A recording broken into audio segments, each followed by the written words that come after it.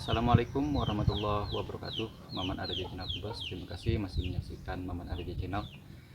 Eh, karena admin sudah panen ya teman-teman. Pada video kali ini admin akan share ke teman-teman semua tips sukses menanam timun ya teman-teman. Karena pengalaman adalah guru terbaik.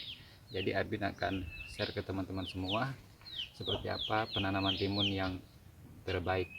Oke teman-teman, video ini juga adalah video terakhir dari video satu lahan 3 varietas. Karena admin sudah panen, maka video ini admin cukupkan sampai di sini aja. Dan untuk satu lahan 3 varietas ini, insya Allah nanti kalau untuk cabenya akan ada video-video susulan, tapi bukan di pembahasan satu lahan 3 varietas. Oke teman-teman, selamat menyaksikan tips-tips dari admin dalam budidaya timun. Selamat menyaksikan. Oke teman-teman, yang pertama, yang paling penting juga tentu pupuk dasar ya. Pupuk dasar wajib ya, baik itu kohe atau kompos atau bahkan pupuk kimia. Dan sebaiknya sebelum ditanami 1 bulan didiamkan dulu sampai rumput tumbuh ya teman-teman. Itu untuk proses penanamannya. Nah, untuk pupuk dasar kali ini tidak akan admin bahas ya teman-teman, karena rincian pupuk dasar sudah admin share pada video-video sebelumnya. Nah, kali ini kita langsung ke ini aja, cara penanaman ya, dan memilih bibit ya. Jadi teman-teman, admin sarankan untuk memilih bibit yang berwarna hijau ya, untuk timun hijau. Karena timun hijau ini memiliki keunggulan yaitu dari segi pemasaran ya teman-teman. Karena pemasaran juga penting dalam budidaya ya teman-teman. Jadi berhasil dan tidaknya juga kadang-kadang dipengaruhi juga oleh harga jual dan mutu daripada tanaman yang kita budidayakan ya. Jadi admin sarankan untuk membeli bibit timun yang mudah diterima pasar ya, atau laris di pasaran. Contohnya ini, tapi tidak mesti bibit ini ya teman-teman, bisa dengan bibit yang lain, bisa timun mira ya, lumintu, timun netapi jatapi, atau timun bagus misalnya, atau banyak jenis-jenis bibit timun yang berwarna hijau. Oke teman, kita langsung ke yang pertama, yaitu proses penanamannya. Perlu diperhatikan ya teman-teman, dalam penanaman ya teman-teman, ada banyak petani yang menanam timun dengan tanam benih langsung ya, atau tanam biji langsung dari ini, cuma dikasih pestisida lalu ditanam ya. Tapi ada juga yang pakai polybag. Nah, admin sarankan kalau teman-teman mau menanam timun dengan hasil yang terbaik, itu ditanam dengan polybag dulu ya, disemai dulu dengan polybag. Tujuannya adalah supaya si daya tumbuh timun ini serempak ya teman-teman. Karena kalau ditanam dari biji langsung, kelemahannya adalah pertumbuhannya tidak rata ya, tidak serempak. Oke, itu yang pertama yang teman-teman perhatikan dalam budidaya timun ya. Untuk yang kedua ya teman-teman, admin share karena admin juga langsung ya ke lapangan, langsung mengamati ke lapangan untuk tanaman mentimun. Jadi ada catatan yang kedua, jarak tanam juga perlu diperhatikan ya. Jarak tanam ini usahakan selebar mungkin ya, jangan terlalu rapat seperti ini. Nah, ini contoh yang kurang baik bagi tanaman timun. Yang idealnya dari sini ke sini ya, dari sini ke sini, yang idealnya itu 70 cm sampai 1 meter ya teman-teman. Karena apa? Supaya sirkulasi udara ini lancar ya teman-teman. Jadi untuk supaya nanti imbasnya ke sini ya teman-teman, ke buah ya teman-teman. Jadi kalau sirkulasi udara lancar, insya Allah untuk ini pentilnya tidak gagal ya. Untuk pembuktian, yuk kita ke sebelah sana. Di sebelah sana ada jarak tanam dan cara penanamannya. Jadi jarak tanam itu yang seharusnya itu lebih lebar dari tanaman satu ke tanaman yang lainnya, dan juga harus kalau bisa per lubang tanam ini jangan 2 ya teman-teman, kalau bisa 1. Nah, admin akan tunjukkan ke teman-teman semua. Untuk ini kan tanaman yang 2 nih, kita lihat sampai ke atas. Nah, belum ada buah ya teman-teman, baru ada di sebelah sana, agak tinggi dia. Nah, tapi kalau ditanam satu-satu ya, kalau satu-satu per lubang tanam itu lebih cepat berbuah. Yuk kita lihat ke sebelah sana. Nah, ini ini yang ditanam satu ya, ini satu, ke sebelah sana satu, ya buah dari bawah sudah muncul ya teman-teman. Untuk selanjutnya, untuk menghasilkan buah timun yang bagus juga teman-teman harus perhatikan ini yang ketiga ya teman-teman, perlakuan insektisida ya teman-teman. Nah, untuk insektisida pada tanaman mentimun ini sebaiknya jarang ya teman-teman, dan usahakan sebisa mungkin sore atau malam hari. Nah, kenapa harus sore atau malam hari? Karena kalau di pagi hari proses penyerbukan akan terganggu. Kenapa terganggu? Karena hewan-hewan yang seperti ini akan juga ikut mati ya teman-teman. Nah, jadi hindari penyepraian pagi hari dan juga penyepraian yang sering. Jadi kalau teman-teman mau menyeprai tanaman mentimun itu harus tepat sasaran. Artinya apa? Jangan insektisida yang ke semua insek gitu ya. Jadi yang selektif saja. Misalkan teman-teman mau menghambat ulat, teman-teman pakai racun ulat saja begitu ya. Jadi supaya hama-hama yang bukan hama ya, hewan-hewan yang membantu penyerbukan tidak terganggu ya teman-teman. Oke teman-teman, itu tipsnya ya. Yang pertama tadi proses penanamannya, yang kedua jarak tanam, yang ketiga penyepraian insektisida. Itu juga harus diperhatikan. Penyepraian insektisida itu usahakan jarang saja dan usahakan sore atau malam hari. Itu tidak bisa ditawar ya teman-teman, harusnya seperti itu. Insektisida itu harusnya sore hari, dan kalau bisa penyepraian inseknya itu tunggal ya, tidak dicampur pupuk atau tidak dicampur fungisida atau dicampur yang lainnya. Pokoknya insek itu tunggal ya, kecuali perekat. Ini juga supaya teman-teman tidak gagal dalam budidaya timun ya teman-teman. Teman-teman harus juga perhatikan pemupukannya ya teman-teman. Jadi pemupukan yang disarankan itu sebaiknya untuk fase vegetatif atau usia dari 7 hari setelah tanam sampai 21 hari, artinya dari 1 minggu ke 3 minggu, itu tetap gunakan pupuk yang banyak nitrogen, fosfat, tapi kalium sedikit ya teman-teman. Kalau untuk kilo, urea 1 kilo, SP36 2 kilo, Foskat 3 kilo, itu untuk usia generatif. Kalau misalkan yang ada dana lebih, bisa teman-teman gunakan NPK 16 Mikul Tradap ya, itu yang bagus. Jadi teman-teman itu aja, NPK 16 sama Ultradap aja sampai usia 21 hari. Nah nanti ketika lebih dari 21 hari, yaitu 20, kalau kita per minggu ya, berarti 28 hari. Nah untuk 28 hari itu sudah mulai tinggikan kalium. Bisa teman-teman tambahkan dengan MKP atau pupuk sejenisnya yang tinggi kalium ya teman-teman, supaya si pentil-pentil yang ada ini tidak gagal ya teman-teman.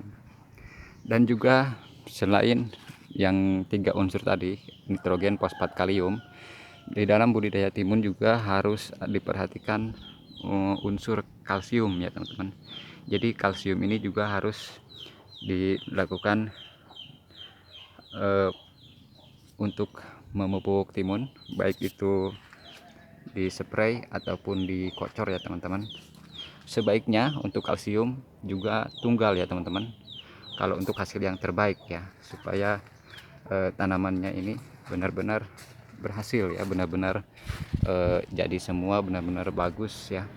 Untuk kalsium itu fungsinya banyak sekali ya, supaya tanaman tahan penyakit juga ya, supaya pentil-pentil kuning ini tidak, pentil-pentilnya ini tidak kuning begitu ya. Jadi banyak sekali manfaat dari kalsium, baik itu untuk daun, batang, dan juga untuk buah ya teman-teman. Jadi itu tips yang ke berapa ya, keempat kalau nggak salah ya. Jadi teman-teman perhatikan juga pemupukannya ya. Untuk pertumbuhan fokuskan ke nitrogen, fosfat yang lebih besar dan kalium kecil. Nah untuk pembuahan nitrogen kecil, fosfat besar dan kalium besar. Kalau sudah berbuah seperti ini, fosfatnya agak dikurangi. Jadi nitrogen bisa juga dihilangkan. Kalau untuk sudah berbuah seperti ini, nitrogennya jangan dipakai lagi, kita pakai aja fosfat dan kalium. Fosfatnya kecil, kaliumnya besar. Nah seperti itu. Bahkan kalau misalkan teman-teman menggunakan pupuk kimia, kalau sudah usia 40 ke atas, itu sebaiknya tidak dipupuk ya teman-teman. Karena kalau dipupuk kimia terus bisa cepat mati ya tanamannya. Nah bisa teman-teman tetap melakukan pemupukan kalau teman-teman punya pupuk organik. Misal yang sederhananya adalah pupuk rendaman dari kotoran hewan, sapi atau kambing atau ayam ya teman-teman. Itu malah lebih bagus. Dan kalau untuk yang simpelnya, teman-teman bisa gunakan kocoran air cucian beras ya. Itu yang murah dan mudah untuk didapatkan dalam penggunaan pupuk organik. Untuk yang kelima ya teman-teman, pada tanaman mentimun ini juga perlu diperhatikan untuk fungisidanya ya teman-teman. Nah jadi untuk menghindari daun-daun yang seperti ini ada satu pohon punya admin juga yang kena bercak. Nah seperti ini. Nah teman-teman gunakan fungisida ya. Kalau musim hujan itu fungisida 3 hari sekali. Usahakan untuk fungisida pagi ya teman-teman. Nah kalau untuk fungisida ini bisa di mix dengan kalsium. Nah teman-teman tadi itu ya pemupukannya yang untuk kalsium bisa di sela-sela antara penyepraian pupuk yang NPK ya, yang misalkan teman-teman mau spray MKP gitu ya, jadi nanti di rolling kalsium. Misalkan teman-teman mau spray dengan gandasil, rolling dengan kalsium 3 hari sekali. Misalkan nih hari Minggu pemupukan yang NPK, nah Rabu atau Kamisnya teman-teman spray dengan kalsium dicampur dengan fungisida ya. Nah ini adalah recommended dari petani timun ya, termasuk admin sendiri. Admin karena mengalami juga kalau untuk fungisida ini seharusnya pagi hari ya teman-teman, karena kalau untuk sore hari kan kita spray melakukan penyepraian itu dengan insektisida. Nah jadi pagi hari untuk fungisidanya, dan juga kalau misalkan dispray pagi hari itu insya Allah langsung tepat sasaran ya teman-teman. Nah usahakan ya sekitar jam 7 jam 8 begitu masih bisa ya, masih bisa untuk melakukan penyepraian fungisida. Untuk fungisidanya yang murah banyak ya, Antrakol. Nah untuk yang bikin sendiri admin juga sudah share lem sulfur ya, bahan aktif tembaga juga atau tembaga sulfat, itu juga bisa teman-teman jadikan solusi untuk melakukan penyepraian fungisida ya teman-teman. Ini yang keenam, perairan juga perlu diperhatikan ya teman-teman. Jadi air ini fokus ke pertumbuhan ternyata ya teman-teman. Ini dari pengalaman admin, setelah admin teliti, ternyata air juga berpengaruh terhadap gagal panen ya teman-teman. Maksudnya begini, kalau terlalu banyak air, kalau di usia generatif, kalau sudah berbuah atau akan berbuah atau yang disebut dengan pentil, itu kalau kebanyakan air, si pentil ini juga potensi untuk menguning ya. Selain dari faktor-faktor yang tadi admin sebutkan, ternyata juga kebanyakan air juga bisa menyebabkan pentil kuning ya, bisa menyebabkan kurang produksi dari timun. Nah ini juga perlu diperhatikan untuk petani, termasuk admin juga ya. Admin juga akan terus memperhatikan seperti apa penanaman timun yang terbaik. Dan admin sarankan dari pengalaman admin, jangan terlalu banyak air setelah panen ya. Minimal 10 hari sebelum panen juga air sudah dikurangi ya teman-teman. Jadi supaya pentil-pentil itu banyak yang jadi.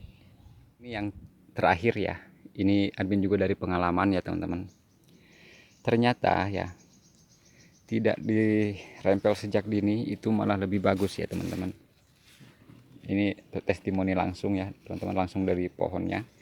Ini yang tidak dirempel sebelum berbuah, dan yang ini yang dirempel sebelum berbuah ya teman-teman. Jadi sebaiknya sebelum ada buah, ini daun bawah jangan dulu dibuangin ya teman-teman. Ternyata itu ya juga bisa menyebabkan pentil menguning ya. Dan bisa teman-teman saksikan ya, ini dari bawah sampai ke atas ini belum ada buah ya, baru ada buah dia di bagian atas. Nah sini ini karena untuk yang ini yang guludan-guludan 4 baris ini admin rempel sejak dini ya, tapi untuk yang ini admin tidak rempel, itu banyak buah bawah ya teman-teman. Nah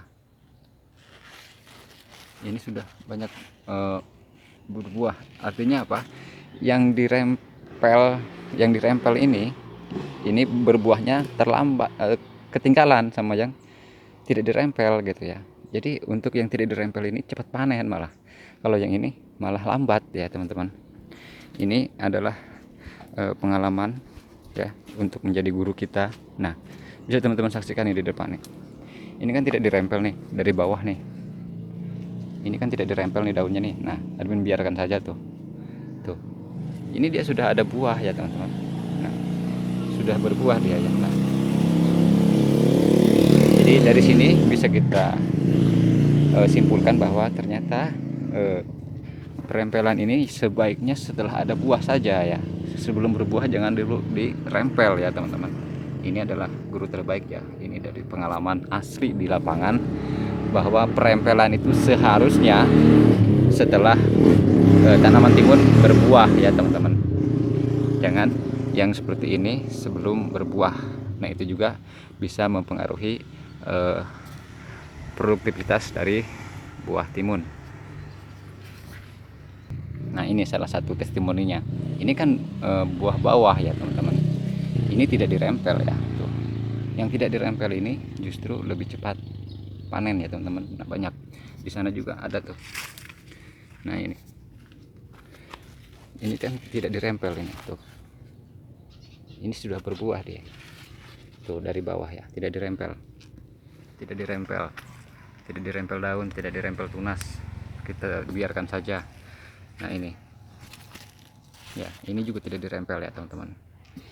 Oke teman-teman, itu pengalaman admin yang admin alami langsung di lapangan ya teman-teman, untuk share ke teman-teman semua supaya teman-teman semua sukses dalam bertani timun. Oke teman-teman, terima kasih sudah menyaksikan edukasi ini penting untuk kita perhatikan sama-sama ya, termasuk admin juga. Admin juga akan terus memperhatikan dari jarak tanam, dari pemupukan ya. Nah ini mungkin yang agak mending untuk ideal jarak tanam ya, dan ini ditanam satu-satu ya teman-teman, jarang yang ada dua ya, satu-satu semua ke sana. Dan ini juga ternyata mempengaruhi lambat atau cepatnya panen, gagal atau tidaknya panen. Oke teman-teman, terima kasih sudah menyaksikan. Wassalamualaikum warahmatullahi wabarakatuh. Salam sukses.